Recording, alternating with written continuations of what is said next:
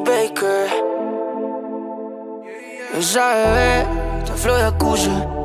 Tatuajes del armario de Medusa, no la usa ni una vez, ya los usa, yeah. Le contan guitarra, mate. Te ves bien, y más al lado de mi cama, one night stand. En las cabañas de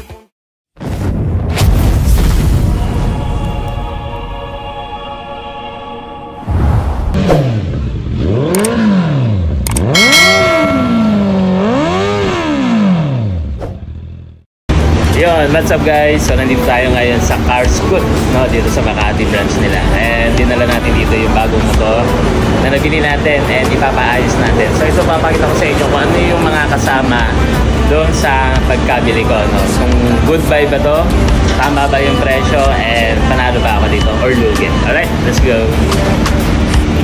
Tú no me trates de usted, que te lo he comido como dice.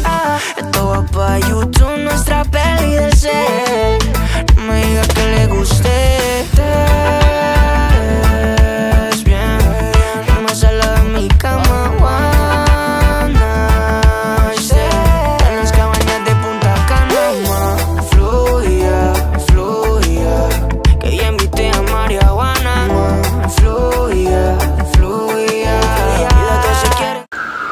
Yan, kung matatandaan nyo mga idol, pumunta rin tayo dun sa branch nila, yung dating branch nila sa Taguig.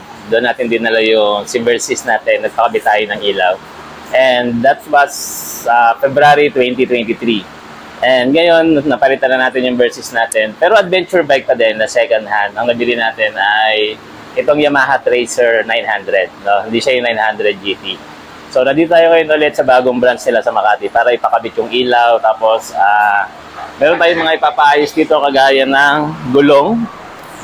Ayan, yung gulong natin, talagang ano na yan, palitin na yan. So, sinabi naman nung nabila natin, kailangan na siyang palitan. Kung makikita nyo, medyo ano na to, sapad na yan, hindi na siya bilog.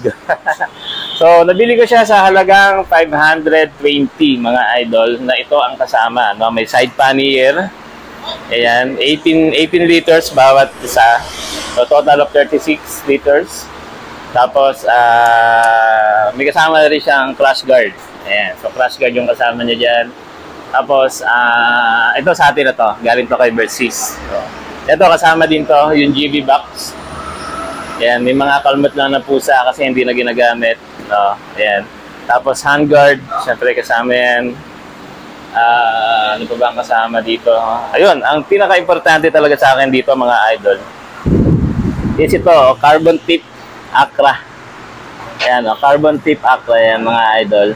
So ito yung nagpapaganda sa tunog ng isang tracer ng inline 3. Ayan, 3 cylinders yan mga idol. Full system yan ng Acra. Kaya tingin nyo, good buy ba? Tama ba yung presyo na 520? No? Kapitbahay ko naman yung binilan, hindi naman iba. So, for me, sa akin, ano na to? Good buy na to. No? So, tamang ano na to? Tamang presyo lang yung nabigay sa atin na 520. So, mga ipapakabit natin dito for today's video, mga idol. Ipapalagay tayo ng ilaw. Ayan. Siyempre, gold runway yung ipapakabit natin dito. Tapos, yung gulong. And, yun lang muna. At saka busina pala. Ayan, magpapakabit tayo ng busina dito kay Tracer. Kasi yung busina niya, stock pa yan. So, ayoko ng mga mahinang busina. Baka hindi tayo makita sa daan. Ayan, baka hindi tayo madinig sa daan. Ayan, stock yan. So, papapalitan natin ang bago yan. Tia horn lang naman. Hindi naman tayo dun sa mamahalin. Okay? En las cabañas de Punta Cana,